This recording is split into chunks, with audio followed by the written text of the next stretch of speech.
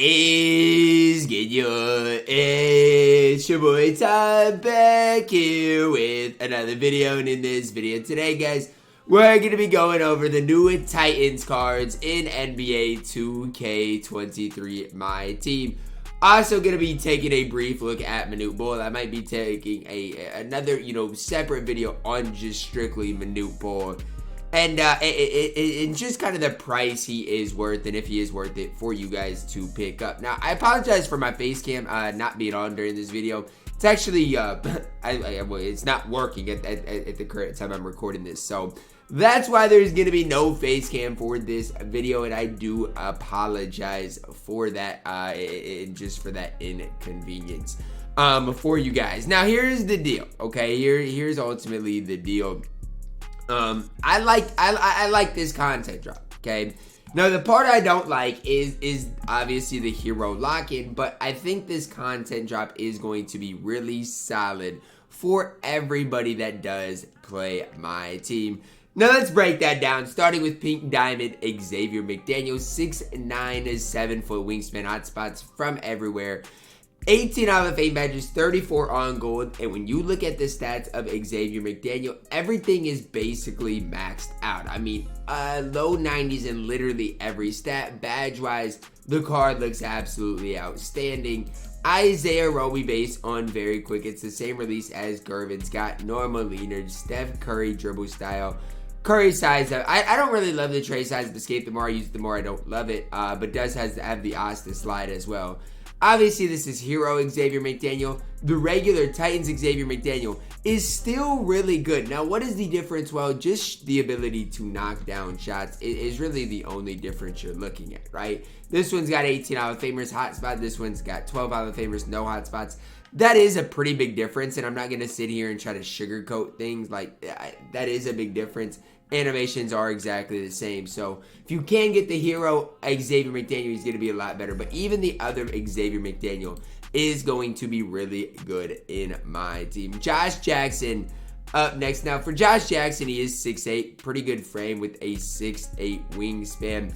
Now for him, obviously 41 base badges, 12 on Hall of Fame.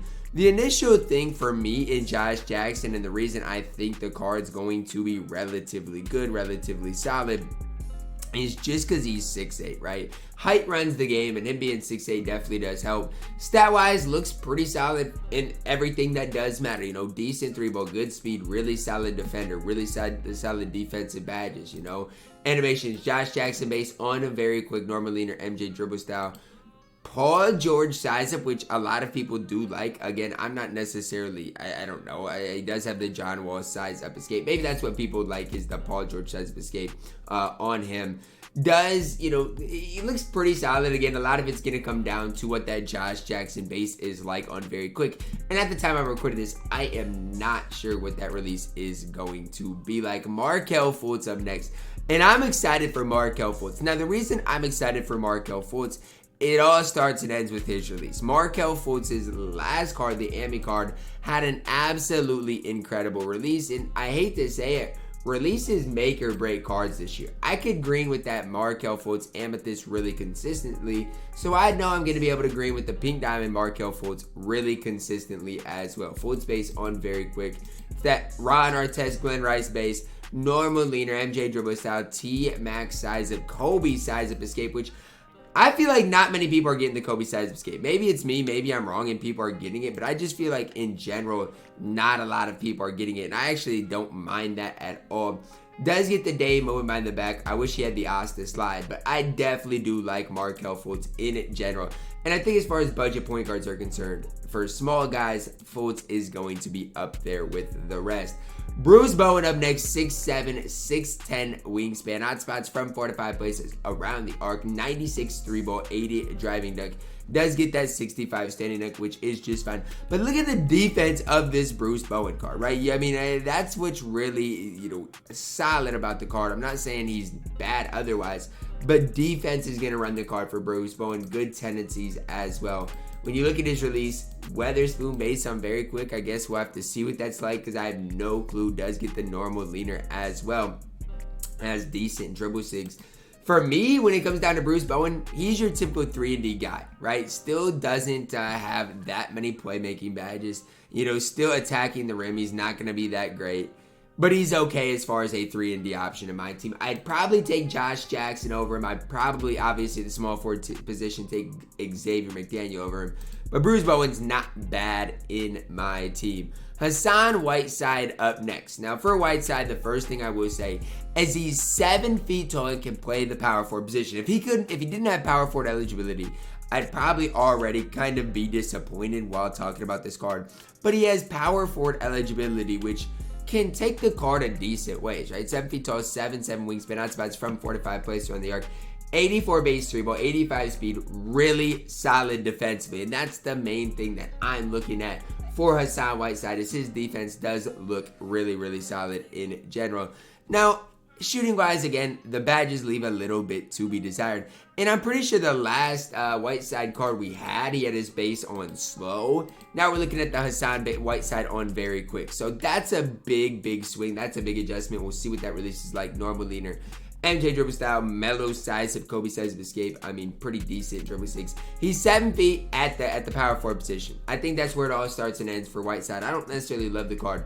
Do think he's really solid in my team. We've already covered this Xavier McDaniel. Again, gonna be a really, really solid option. Maybe probably my favorite pink diamond from today's drop. He's up there with Fultz. Galaxy Opal Tyson Chandler up next, and we just kind of talked about it with Whiteside. Is if you're tall and can play that power forward position, which he can, that definitely does help, right? I'm not saying it's the be-all, end-all, but it definitely does help. So 7'1", 7'3" wingspan, can play power forward. Obviously, 37 base badges, 18 on Hall of Fame. Defensively, he's a menace. I remember this Tyson Chandler was a problem defensively for for budget ballers, right? That's the budget center that people were running back then. Obviously, this Tyson can play power forward, but I say that to basically just say his player model is really solid in my team. So don't let that the fact that maybe his card doesn't look that great. His player model is going to be really solid. It's going to be ridiculously good. Does get Hall of Fame clan breaker, quick first step, comes with unpluckable. Again, defensively really solid, as well as just stat wise, I'm impressed. Obviously, the 3 ball you would like to see maybe a little bit higher. Still does have that Marcus Morris senior base on very quick. Normal leader dribble 6 are really solid. It just comes down to, are you willing to sacrifice a little offense for a really solid defense player? Michael Redd up next. Derek Fisher base, Trey upper on very quick. That release is going to be absolutely disgusting, and I'm going to say it right now. I will not be able to use Michael Redd. Now, part of it is just I'm not good with the Trey upper, okay? So part of it is just solely my fault. I'm not good with the Trey upper. Now, if you're good with the Trey upper, do what you guys have to do. You can run the card and have some success with it. But I'm just not good with it. It does come with the Trey leaner, though, as well as, good dribble 6. So I don't hate Michael Redd. It just comes down to I'm not going to be good with that release. It's honestly that simple. It's that easy to understand. Again, shooting badges, pretty solid in there, as well as playmaking badges, going to get the job done. I'm just disgusted at that release of Michael Redd. Gerald Wallace is a card I'm hopeful is absolutely incredible, because I want to run him as far as budget cards are concerned. Let's start with the stats. 93 ball, good dunking, good playmaking. Obviously, defensively, he is going to be absolutely incredible. And you'd expect nothing less. That's the big thing for me. You should expect nothing less from a card like this, especially on that defensive end of the court, because his last card, his pink diamond, was incredible defensively. Really good tendencies as well. Again, doesn't lack anything badges, maybe a few shooting badges in there. Jalen Noel base on very quick. What does that look like? That's the big question I personally have. How is that Noel base going to be what it is on very quick? Is it going to be a really tough and solid release that people are going to struggle to defend? Or is it just going to be a knockdown release? Donovan Mitchell leaner, I do like. Dribble 6 are solid. I think this Gerald Wallace is going to be really, really solid in my team. Now, how good, in retrospect, I guess that's something we'll have to wait and see and to find out. But again, I'm really high on the card as I'm speaking on him right now. I'm hoping, and again, this is wishful thinking, I'm hoping he is as good as I'm hyping him up to be. Because right now, I'm gassing the card quite a bit. But again, defensively, he's going to be absolutely incredible. Jalen Rose up next, 6'8", 7-foot wingspan, hotspots from over 60 base badges. This card is elite. I'm just saying it right now. Tony Parker base, Kuz upper on very quick, normal leaner, Francis size up, Asta slide. Jalen Rose is one of our best point guards in my team and probably the best budget option at that point guard position. I don't need to sit here and talk on it. Defensively, sure, could use some Hall of Fame defensive badges, but he's fine. Shooting-wise, half range, playmaking-wise, it is perfect. Trust me when I tell you guys, you're going to love this Jalen Rose card. You're going to love it. Don't sleep on him. The card is absolutely elite. Luol Deng up next, 6'9", 7-foot wingspan, hotspots from everywhere, 95 3-ball, good inside scoring, good playmaking, defensively is absolutely elite. I'm going to say it right now, I think this Luol Deng is quite a bit better than Gerald Wallace. I do. I just think his stats, his player model is going to be quite a bit better. And I haven't even looked at the animations yet. Tendency-wise, fine. Animations, Donovan Mitchell base on very quick, D-book leaner, MJ dribble style. Wall moving step back I don't think is great, but I love Luol Deng in my team. Again, at 6'9", what more can you ask for? Honestly, tell me, what more can you ask for at 6'9"? Now to the Dark Matters. We'll save Manute Bol for last. Let's start with Dirk, 7'1", 7'3" wingspan, hotspots from everywhere, 56 base badges, 30 on Hall of Fame, 99 3-ball. His speed and defense still, to me, leave a little bit to be desired. And maybe that's me. But we're talking about a Dark Matter Dirk, and his speed is an 89 and his lateral quickness is an 88. He leaves a lot to be desired. I'm sorry, it's the way it is. Playmaking-wise, solid. Defensively, I mean, badge-wise is okay. Again, shooting-wise, going to be elite with be elite on very quick.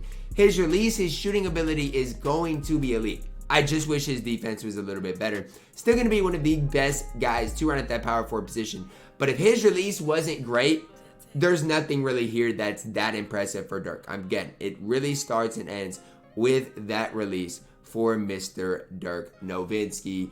Again, that's really what it is, because his SIGs are okay. They're just nothing special. Let's go to regular Ben Simmons first. 6'11", 7-foot wingspan, 75 base 3-ball. But everything else is going to be incredible about the card. Here's what I say. The Ben Simmons base on very quick is nice. How much better is this card than Galaxy Opal Ben? That's the question, right? Obviously, the 3-ball does go up quite a bit.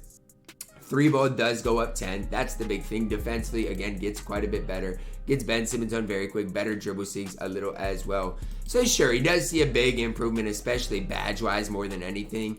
But then when you look at this hero, Ben Simmons, here's your best point guard in the game. And it's probably not close. I mean, with this Ben Simmons, you're looking at 62 base badges, 40 of them on Hall of Fame. You're looking at a Ben Simmons with Hall of Fame limitless range. So your best point guard in my team, and I don't even think it's close. So yes, Ben Simmons, the difference between the hero and the Titans is massive. I will say though, if you get a guy like Don Nelson and you give him, the badges he needs shooting wise, or even Monty Williams and a shoe, you're going to be just fine with this Ben Simmons as well. Yes, the gap is large, it's massive, but again, you can be just fine with either Ben Simmons. Our last card, not called Manute Bol, is Yao Ming. This is your base Titans Yao, 7'6", 7'9" wingspan. And is he that much better stat-wise than Galaxy Opal Yao? I mean, not really. Now, obviously, badges are the big thing, and he is a lot better badge-wise, I'll say that.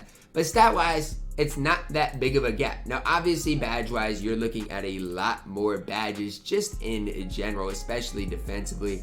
I think that's the big deal. But again, if you're running a Soup Galaxy Opal Yao, don't feel like you need to sell him for the Dark Matter. Because, again, there's not enough here, at least for me, that's like, wow, that's a huge upgrade. Sure, some defensive badges is nice to have. I'm not sitting here saying they're not.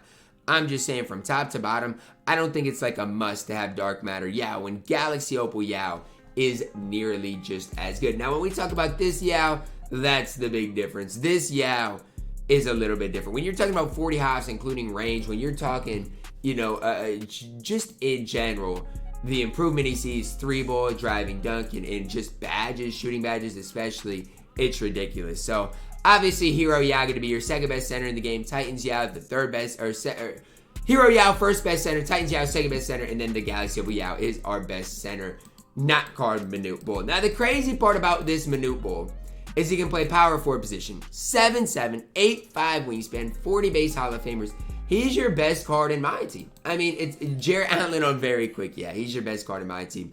Obviously not worth the price, as no card worth 10 million MT is going to be worth the price. But he is your best card in my team. It is that simple. It is that easy. If you come up against Manute Bol, you might as well quit the game. Now, there's not going to be many people that get Manute Bol, because the price tag on this card literally is over $10,000 real dollars. So it's kind of ridiculous. But yeah, you shouldn't come up against them too much. But again, obviously the best overall card in my team. So pretty good content drop from top to bottom. See some really good peak diamonds. Xavier McDaniel, Luol Deng, Jalen Rose, really solid. And then obviously your Galaxy opals in Ben Simmons and Yao Ming are absolutely elite. It's gonna wrap it up for our video today, guys. Let me know your thoughts on it down below in the comments. Drop a like on the video, subscribe if you're new to as always, man. I love you guys. Have a blessed day.